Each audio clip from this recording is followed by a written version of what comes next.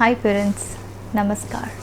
So of so many questions that we have discussed, another interesting question has been asked, and that is, how do we sort out the differences between spouse in front of children? What should we do? Because I think differently, my spouse thinks differently, we behave differently. What should we do? How wise it is that if I am scolding, my spouse can get into picture to comfort the child, or the child knows that if one parent is little angry, not all right, he can go to the other one. How all right is that?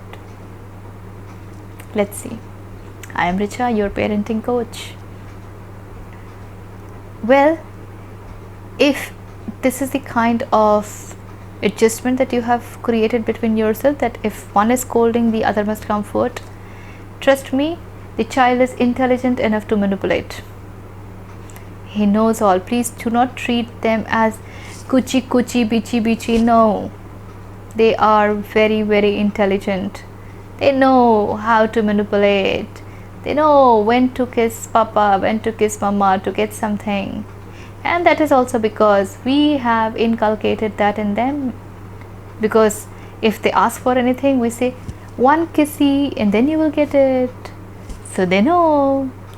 So do not blame the child. It's we who have given them such messages, taught them such behaviors. So the question is it alright if one is scolding, the other can comfort? No, it is not alright. The other might stay out of the scenario altogether. If you do that, you are giving confusing message to the child.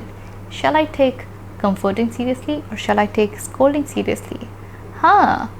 So I know what to do if somebody is scolding. I know where to get my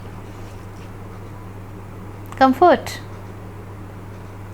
I know how do I manipulate. So do not teach the child manipulation. You must not get into, if the child is having a conversation with one, stay out of it. If the mother is having a conversation with child, father, please stay out. If the father is having conversation with the child, mother, please stay out. Do not give them dual lessons which are very different. If you want to say the same stuff, please bring in the other person with their permission. Let us also hear it from your mother. Let us also hear it from your father. What do they have to say about this? Questioning. Remember, we did talk about we need to seek permission and we need to talk in the language of question, so the child is thinking, so that the child is not taking things for granted, so that the perspective of the child towards various aspects of life is broadening. So it's not at all a good idea to give confusing different indications to the child.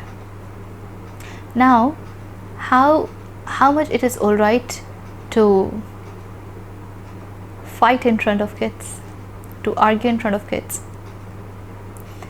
Well, not a very good idea. When as a person we are growing, can we bring this understanding in ourselves that two people can have different set of opinions, and then can we figure out how do we go ahead together? Because that's how it is. You do not have a choice to move out right now. And argument may not be in raised voice altogether. Can there be discussions instead of arguments? Now that's a big food for thought, because our ego interferes big time. How can somebody tell me that I am wrong? How can somebody tell me that I have not done my work? You have not done your work. And if you wish to do it like this, you go ahead and do it. Why are you questioning me? And it goes on and on and on. Can there be discussion? Can you change your language that, for example, I am upset because I had been doing all this and I needed support? And can you go ahead and say, I understand what you are saying, however, that is not what I would like to do. and I honestly leave this choice with you if this is to be done or not. And figure out how do you want to sort out. If you are this and you are this, how you are staying together? I'm sorry to say that, but that's not a very good idea. Do not give children unnecessary burden. And they do understand the relationship. They do have those sensory antennas all the time up. They pick up. They know from the environment, they know from the social media, they know from the TV serials how it's going on. So when you say something, what does it mean? They know it. Sort out your issues, because they are your issues, they are not your child's issues. Sort out your issues, and if at all you need to have discussions. At times having arguments, it's still alright. But if you are continually doing that, I really do not know what do you want to teach your child. And then please don't say, I don't know where the child picks up things from. At least up to a certain age, a big proportion of what child learns is dependent on what parent teach. And then after, yes, there are a lot of influences. The child is interacting to the environment. The child is interacting based on its tendencies. So, no confusing message to children, and least arguments in front of children. Does that help you in some way? Again, let's remember, parenting is our journey to grow as individuals, our journey to mature.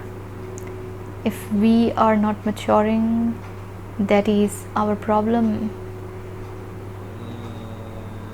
And trust me, maturing is a huge work of effort. You literally have to stand against yourself, fight your own thought process, because मेरा तो मन कर रहा है, I want to, that is all the time on, I want to. And why do you want so? Can you question that? If you can question that, a lot of things will start getting sorted for you. So thank you so much. Keep growing, keep sharing. Happy parenting. Namaskar.